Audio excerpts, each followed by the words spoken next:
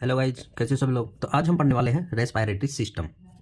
Respiratory system nose, pharynx, throat, larynx, voice box, trachea, wide pipe, windpipe, bronchi, bronchioles तथा lungs से बना होता है। संरचनात्मक रूप से रेस्पायरेटरी सिस्टम दो पार्ट से मिलकर बना होता है। अपर रेस्पायरेटरी सिस्टम, इसमें नोज, फेरिंग्स तथा एसोसिएटेड स्ट्रक्चर सम्मिलित होती है। लोअर रेस्पायरेटरी सिस्टम, इसमें लैरिंग्स, ट्रेकिया, ब्रोंकाई, ब्रोंक्यूल्स तथा लंग्स सम्मिलित होते हैं। क्रियात्मक फंक्शनली रूप से भी रेस्पायरेटरी सिस्टम दो पार्ट से मिलकर बने होते हैं। जैसे पहला है कंडक्टिंग या डेड पोर्शन, इसमें nose, pharynx, larynx, trachea, bronchi तथा ब्रोंक्यूल सम्मिलित होते हैं। यह भाग एयर को फिल्टर, मॉइस्ट तथा वार्म कर लंग तक पहुंचाता है। डेड स्पेस में एयर का कुल वॉल्यूम 150 ml होता है। सेकंड है रेस्पायरेटरी पोर्शन। यह रेस्पायरेटरी सिस्टम का वह भाग है जहां गैस का विनिमय एक्सचेंज होता है। इसमें respiratory bronchioles, alveolar duct, alveolar sac तथा एल्वियोलाई सम्मिलित होती है। रेस्पायरेटरी पोर्शन में एयर का कुल वॉल्यूम 5 से 6 लीटर होता है। अब पहला देखेंगे रेस्पायरेटरी सिस्टम में हम नोज रेस्पायरेटरी सिस्टम का पहला ऑर्गन होता है।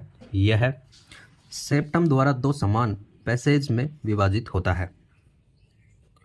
नोज सिलिएटेड कोलुमनार एपिथेलियल से लाइन होता है, जिसमें म्यूकस सिक्रेटेड करने वाली गोबलेट सेल होती है। नोज की म्यूकस मेम्ब्रेन के क्रोनिक तथा एक्यूट इन्फ्लामेशन को रिनाइटिस कहते हैं। नोज के आसपास 4 पैरानेजल साइनस, बोन में एयर से भरी हुई कैविटी होते हैं, जो वॉइस को रेस्पॉन्स अनुवाद देते हैं तथा स्कल को हल्का करते हैं। जैसे frontal sinus, maxillary sinus, ethmoid sinus व sphenoidal sinus. Nasolacrimal duct nose से आई तक होती है, जो टीयर को आई से नोज तक ले जाती है। नोज का एक्सटर्नल अपरेटस छेद नोस्ट्रिल अथवा नरिस कहलाता है। नोज के कार्यों में प्रवेश करने वाली एयर को वार्म, फिल्टर, क्लियर तथा ह्यूमिडिफाइड करना व ओफ्लेक्शन, स्मेल का ज्ञान करना होता है। नोज की एपिथेलियम में olfactory receptors which give sense of smell, जिन्हें ओल्फैक्टरी एपिथेलियम कहते हैं, स्मेल का सेंस कराती है। ओल्फैक्टरी रिसेप्टर के नर्व फाइबर एथमोइड बोन की सीरिब्रिफॉर्म छलनी जैसी प्लेट से निकलकर olfactory tract first cranial nerve बनाते हैं। स्मेल के सेंस का ज्ञान टेम्पोरल लोब में सेरेब्रल कोर्टेक्स के ओल्फैक्टरी एरिया में किया जाता है। नोज तथा फेरिंग्स के बीच में मार्ग का बोनी या मेम्ब्रेनस स्ट्रक्चर द्वारा जन्मजात बंद कंजेनाइटल ओक्लूजन होने को कोलोनल अट्रियसिया कहते हैं। अब देखेंगे हम फेरिंग्स। यह 13 सेंटीमीटर लंबा फनल के आकार का नेजल कैविटी से लैरिंग्स तक एयर के लिए तथा माउथ से इसोफेगस तक फूड के लिए एक कॉमन पाथवे होता है। फेरिंग्स नेजल व ओरल कैविटी के पीछे तथा cervical vertebra till fourth cervical vertebrae के सामने होती है। फेरिंग्स को 3 एनाटॉमिकल रीजन में विभाजित करते हैं। जैसे पहला है नेसोफेरिंग्स। यह भाग नोज के पीछे होता है। नेजल कैविटी व नेजोफेरिंग्स के बीच की ओपनिंग को पोस्टेरियर नरिस कहते हैं। इसकी लैटरल वाल पर दोनों मिडल ईयर से आने वाली ऑडिटरी ट्यूब की 2 ओपनिंग होती है। पोस्टीरियर वाल पर फेरिंजियल टॉन्सिल एडिनोइड होती है, जो लिम्फोइड टिश्यू की बनी होती है। अब सेकंड ओरोफेरिंग्स।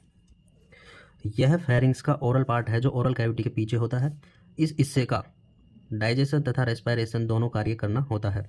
यह स्ट्रेटिफाइड स्क्वेमस एपिथेलियम से लाइन होता है, क्योंकि यह फूड द्वारा एब्रेशन की संभावना होती है।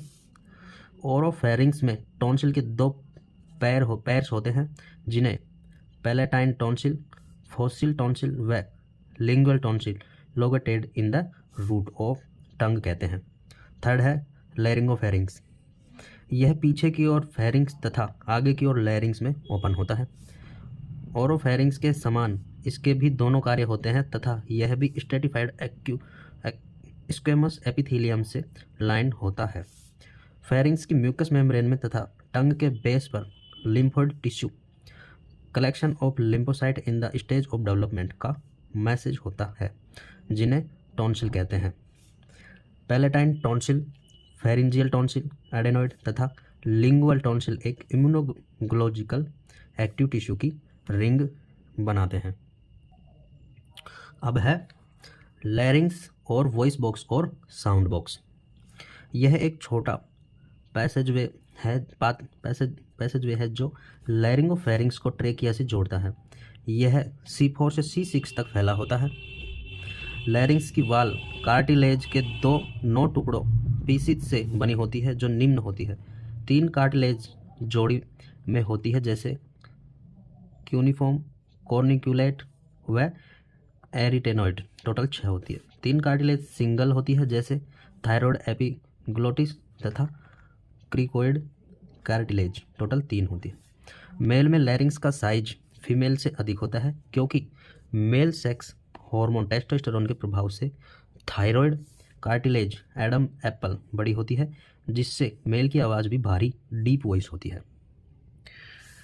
नेक के समान ट्रेकिया के टॉप पर थायरॉयड कार्टिलेज के 2 लैमाइन द्वारा लैरिंग्स प्रोमाइनेंस बना होता है, जिसे एडम एप्पल कहते हैं। एडम एप्पल के जस्ट ऊपर वी शेप का नोच होता है जिसे थायरॉयड नोच कहते हैं।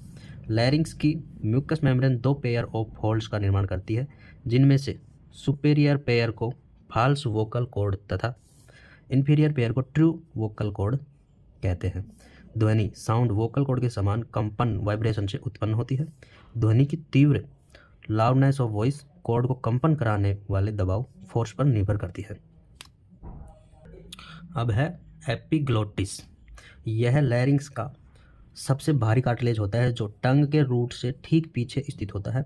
जब व्यक्ति सैलो करता है तथा लैरिंग्स के प्रवेश द्वार को कवर कर देता है और इस प्रकार फूड तथा अथवा लिक्विड को एयरवे में प्रवेश करने से रोकता है। अब है ट्रेकिया और विंड पाइप। ट्रेकिया 12 सेंटीमीटर लंबा व 2.5 सेंटीमीटर डायमीटर का एयर हेतु एक ट्यूबुलर मार्ग होता है जो इसोफेगस के सामने स्थित होता है। ट्रेकिया की वाल टिश्यू की 4 लेयर से बनी होती है जैसे म्यूकोसा, सबम्यूकोसा, हाइलिन कार्टिलेज व एडवेंटिसिया। ट्रेकिया की म्यूकोसा सिलिएटेड कोलुमनार एपिथेलियम की बनी होती है। सबम्यूकोसा तथा एडवेंटिसिया एरियोलर कनेक्टिव टिश्यू की बनी होती है। ट्रेकिया की वाल मुख्य हाइलेज कार्टिलेज की 16 से 20 इनकम्प्लीट सी शेप रिंग द्वारा बनी होती है। यह रिंग्स लैरिंग्स के जस्ट नीचे महसूस की जा सकती है। सी शेप्ड रिंग का खुला हुआ भाग इसोफेगस की तरफ पीछे की ओर होता है। T5 व ट्रेकिया रिंग राइट व लेफ्ट प्राइमरी ब्रोंकस में विभाजित हो जाता है। अब है ब्रोंकाई, ब्रोंकियोल्स व एल्वियोलाई। T5 पर ट्रेकिया राइट प्राइमरी ब्रोंकस में जो राइट लंग में जाता है तथा लेफ्ट प्राइमरी ब्रोंकस में जो लेफ्ट लंग में जाता है में विभाजित हो जाता है। Right primary bronchus left primary bronchus की तुलना में अधिक वर्टिकल शॉर्ट तथा वाइड होता है, अतः एस्पायरेट वस्तु राइट प्राइमरी ब्रोंकस में जा सकती है। बिंदु जहां ट्रेकिया 2 ब्रोंकाई में विभाजित हो जाता है उसे कार्निया कहते हैं। कार्निया की म्यूकस मेम्ब्रेन कप रिफ्लेक्स को ट्रिगर करने के लिए अत्यधिक सेंसिटिव होती है। राइट प्राइमरी ब्रोंकस पुनः 3 सेकेंडरी ब्रोंकाई में, क्योंकि राइट लंग में 3 लोब होती है, तथा लेफ्ट प्राइमरी ब्रोंकाई पुनः 2 सेकेंडरी ब्रोंकाई, क्योंकि लेफ्ट लंग में 2 लोब होती है, में विभाजित हो जाता है। सेकेंडरी ब्रोंकाई पुनः स्मेलर ब्रोंकाई में विभाजित हो जाती है, जिन्हें टर्सरी ब्रोंकाई, सेगमेंटल ब्रोंकाई कहते हैं। राइट लंग में 10 टर्सरी ब्रोंकाई तथा लेफ्ट लंग में 8 टर्सरी ब्रोंकाई होती है। टर्सरी ब्रोंकाई बार बार विभाजित होकर bronchi terminal bronchioles diameter 1 mm से कम, रेस्पायरेटरी ब्रोंकियोल्स डायमीटर 0.5 mm या कम, एल्वियोलार डक्ट ट्रेकिया से 25 बार डिवीजन के बाद एल्वियोलार सैक व एल्वियोलाई टिनी एयर सैक बनाते हैं। गैस एक्सचेंज रेस्पायरेटरी यूनिट में होता है। रेस्पायरेटरी यूनिट में रेस्पायरेटरी ब्रोंकियोल्स, एल्वियोलार डक्ट, एल्वियोलार सैक व एल्वियोलस होते हैं। रेस्पायरेटरी यूनिट की वाल सिंपल स्क्वेमस एपिथेलियम की सिंगल लेयर सेल द्वारा बनी होती है। लंग्स लगभग 300 मिलियन एल्वियोलाई से बने होते हैं जो गैस एक्सचेंज के लिए 70 m² सरफेस एरिया उपलब्ध कराते हैं। एल्वियोलाई 2 प्रकार की एपिथेलियम सेल द्वारा बनी होती है। दो प्रकार की एपिथेलियम सेल है। जो फर्स्ट है टाइप फर्स्ट एल्वियोलार सेल 95% सेल, यह स्क्वेमस प्रकार की सेल होती है जो गैस एक्सचेंज करती है। टाइप सेकंड एल्वियोलार सेल 5% बनी होती है इसकी। यह है क्यूबोइडल प्रकार की सेल होती है जो एल्वियोलार फ्लूइड या सरफेक्टेंट फॉस्फोलिपिड तथा लिपोप्रोटीन का मिक्सचर होता है, इसका स्राव करती है। सरफेक्टेंट एल्वियोलार फ्लूइड के सरफेस टेंशन को कम करके एल्वियोलाई के कोलैप्स होने की प्रवृत्ति को कम करते हैं। इन्फेंट में सरफेक्टेंट की उपस्थिति के कारण लंग्स के कोलैप्स एटेलेक्टासिस होने को respiratory distress syndrome हेलाइन membrane disease कहते हैं। एडल्ट में सरफेक्टेंट की डेफिशिएंसी होने को adult respiratory distress syndrome ARDS कहते हैं। लंग्स थोरेसिक कैविटी में पैड कॉन शेप ऑर्गन होते हैं जिसमें अपेक्स, बेस, कोस्टल सरफेस तथा मेडिकल सरफेस होती है। लंग्स का अपेक्स क्लेविकल के मिडल थर्ड से 1 इंच ऊपर तथा बेस डायफ्राम के ऊपर स्थित होता है। राइट लंग 3 सेपरेट लोब में विभाजित होता है, उन्हें सुपीरियर, इंफीरियर तथा मिडल लोब कहते हैं। लेफ्ट लंग छोटा होता है क्योंकि लेफ्ट साइड में हर्ट होता है तथा 2 लोब सुपीरियर व इंफीरियर लोब में विभाजित होता है। सीरस मेम्ब्रेन की 2 लेयर जिन्हें सम्मिलित रूप से प्लूरल मेम्ब्रेन प्लूरा कहते हैं जो प्रत्येक लंग को घेरे रहकर उसे प्रोटेक्ट करती है। आउटर लेयर को पैराइटल प्लूरा तथा इनर लेयर को विसरल प्लूरा कहते हैं। इनके बीच के स्पेस को प्लूरा कैविटी कहते हैं। प्लूरा कैविटी में अल्प मात्रा में लुब्रिकेटिंग फ्लूइड प्लूरल मेम्ब्रेन द्वारा स्रावित होता है जिसे प्लूरल फ्लूइड कहते हैं। यह फ्लूइड इनके बीच में फ्रिक्शन होने को रोकता है। प्लूरल मेम्ब्रेन के इन्फ्लामेशन को प्लूराइटिस कहते हैं।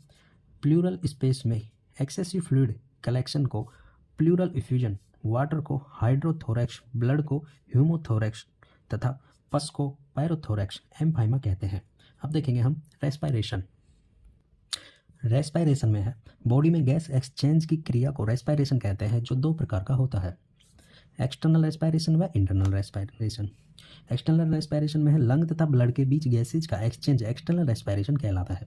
इंटरनल रेस्पिरेशन में है बॉडी तथा टिश्यू सेल के मध्य गैस का एक्सचेंज इंटरनल रेस्पिरेशन कहलाता है। Cycle of external respiration. Breathing consist of 2 phases. पहला है इंस्पायरेशन, ब्रीथिंग इन, श्वास अंदर लेने को इंस्पायरेशन तथा अथवा इनहेलेशन कहते हैं। यह एक्टिव प्रोसेस है क्योंकि इसमें ऊर्जा की आवश्यकता होती है। प्राइमरी इंस्पायरेशन मसल, यह सामान्य क्वाइट ब्रीथिंग के दौरान प्रयोग में आते हैं, जैसे डायफ्राम का कंसंट्रेशन लंग में एंटर होने वाले 75% एयर के लिए रेस्पॉन्सिबल होता है। एक्सटर्नल इंटरकोस्टल मसल, यह रिब्स को एलिवेट करती है तथा यह 25% एयर को लंग्स में ले जाने के लिए रेस्पॉन्सिबल होती है। इनहेलेशन के दौरान डायफ्राम की मसल में कॉन्ट्रैक्शन होने से डायफ्राम 1 से 10 सेंटीमीटर तक डिसेंड होता है। गाइस स्पष्ट दिख नहीं रहा है क्या है। क्विट इनहेलेशन में 1 सेंटीमीटर तथा डीप इनहेलेशन के दौरान 10 सेंटीमीटर डिसेंट होता है। एक्सटर्नल इंटरकोस्टल मसल में कंसंट्रेशन से थोरेसिक कैविटी बाहर तथा ऊपर की ओर मूव होती है। दोनों डायफ्राम की मसल व एक्सटर्नल इंटरकोस्टल मसल के कॉन्ट्रैक्शन में थोरेसिक कैविटी का आकार बढ़ जाता है। इसके परिणाम स्वरूप थोरेसिक कैविटी में नेगेटिव प्रेशर हो जाता है 760 से 758 बराबर -2 mm of Hg। 760 environmental pressure minus 758 pressure into lungs बराबर -2 mm of Hg। Thoracic cavity के अंदर नेगेटिव प्रेशर के कारण एयर लंग्स में आ जाती है। डायफ्राम फ्रेनिक नर्व द्वारा सप्लाई होता है जो cervical plexus spinal segment C3 से C5 से निकलती है। एक्सेसरी इंस्पायरेटरी मसल, यह मसल फोर्सफुल ब्रीथिंग के दौरान प्रयोग में आती है, जैसे स्टेर्नोक्लेइडोमास्टोइड स्टर्नम को ऊपर उठाती है। स्क्लेना प्रथम 2 रिब्स को ऊपर उठाती है। पेक्टोरलिज और ट्रेपेजियस शोल्डर को ऊपर उठाती है। सेकंड है एक्सपायरेशन और इनहेलेशन। ब्रीथिंग आउट, श्वास बाहर निकालने को एक्सपायरेशन कहते हैं। यह एक पैसिव प्रक्रिया, ऊर्जा की आवश्यकता नहीं होती।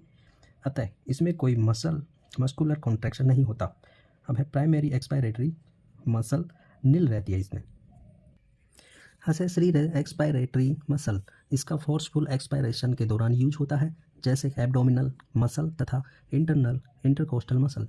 जब इंस्पायरेशन मसल रिलैक्स होती है तो डायफ्राम ऊपर की तरफ मूव होता है, नेचुरल पोजीशन डोम शेप में आ जाती है तथा रिब्स अंदर व नीचे की तरफ डिप्रेस होती है। इससे थोरेसिक कैविटी का डायमेंशन साइज कम होने के कारण थोरेसिक कैविटी में प्रेशर बढ़ जाता है। 762 - 760 से +2 mm ऑफ Hg हो जाता है। थोरेसिक कैविटी के अंदर प्रेशर बढ़ने से एयर लंग्स से बाहर निकल जाती है, जिसे एक्सपायरेशन कहते हैं।